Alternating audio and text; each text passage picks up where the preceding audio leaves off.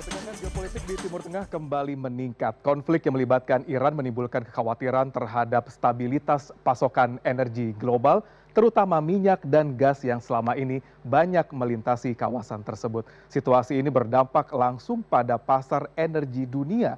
Dan Kamis pagi tadi harga minyak global melonjak tajam menembus lebih dari 100,52 dolar Amerika Serikat per barel. Bagi banyak negara, situasi ini berpotensi memicu volatilitas harga energi global dan gangguan rantai pasok, terutama bagi negara yang sangat bergantung pada impor energi.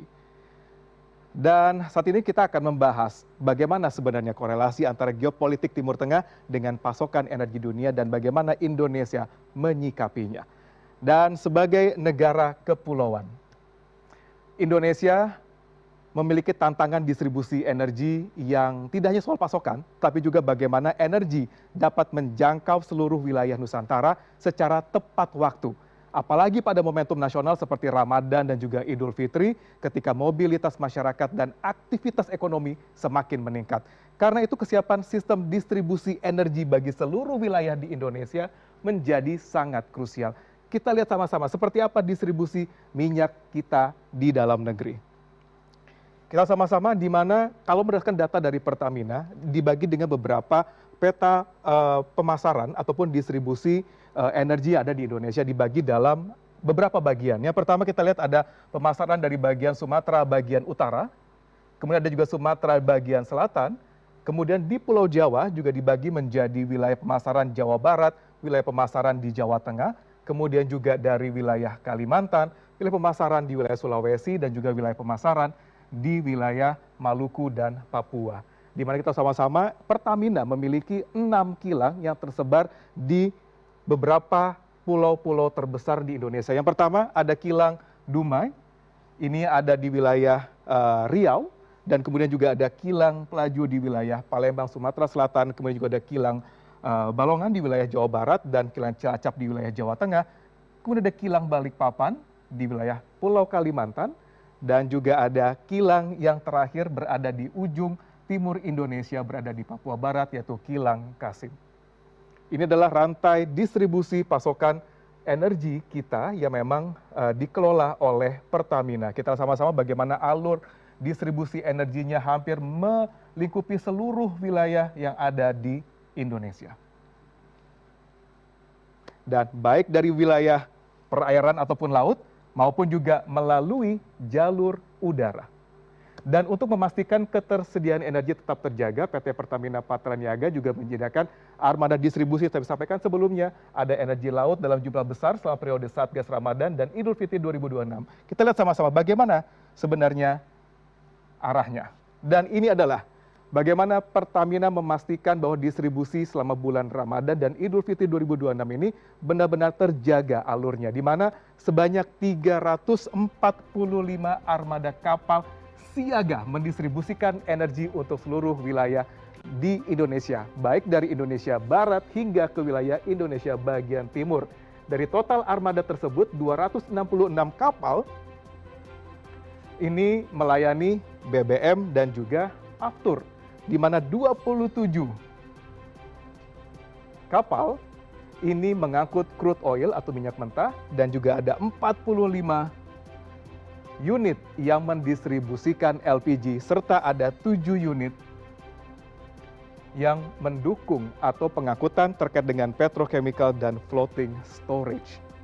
Dan armada-armada ini mendistribusikan berbagai produk strategis seperti Pertalite, Pertamax, Pertadex, B40, Aftur, LPG, minyak mentah hingga produk-produk petrokimia guna memastikan kebutuhan transportasi, penerbangan, industri dan rumah tangga tetap terpenuhi selama periode peningkatan konsumsi energi di bulan Ramadan dan nanti menuju ke Idul Fitri 2026. Dan guna memastikan layanan terhadap masyarakat, Pertamina telah menyediakan layanan energi pendukung di jalur-jalur potensial yang meliputi jalur tol, wisata, lintas utama, berupa SPBU, dan banyak sekali. Kita lihat sama-sama apa saja yang akan disediakan oleh Pertamina dalam menjaga rantai pasok dan distribusi ini sendiri. Kita lihat sama-sama, ini adalah layanan dari Satgas Ramadan dan Idul Fitri dari Pertamina, di mana kita lihat sama-sama Pertamina sudah mengoperasikan berupa SPBU sebanyak 2.074 SPBU yang beroperasi selama 24 jam.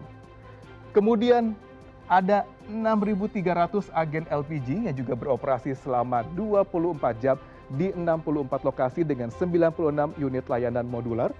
Kita lihat sama-sama juga ada 64 lokasi kios Pertamina di sini yang bisa juga di-reach oleh para masyarakat yang ingin melaksanakan mungkin mudik Lebaran atau Idul Fitri 2026 ini.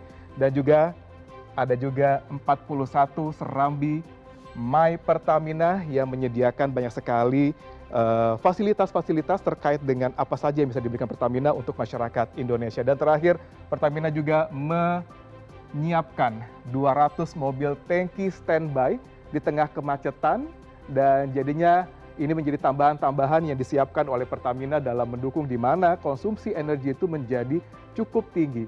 Dan kita sama-sama, Pertamina pun juga terus membuat terobosan untuk terus memaksimalkan rantai distribusi energinya, di mana ada integrasi yang sangat luar biasa dilakukan oleh Pertamina belakangan ini. Ini adalah integrasi subholding downstream Pertamina, di mana integritas 3 entitas bisnis hilir Pertamina dalam subholding downstream ini juga memperkuat kesiapan distribusi energi nasional melalui sinergi antara Pertamina Patra Niaga dan Pertamina Kilang, Pertamina Internasional, dan Pertamina International Shipping, di mana rantai pasok energi kini dapat dikelola secara lebih terintegrasi dengan adanya subholding downstream yang terintegrasi ini, mulai dari kilang, distribusi energi ke masyarakat, hingga pengiriman melalui armada kapal.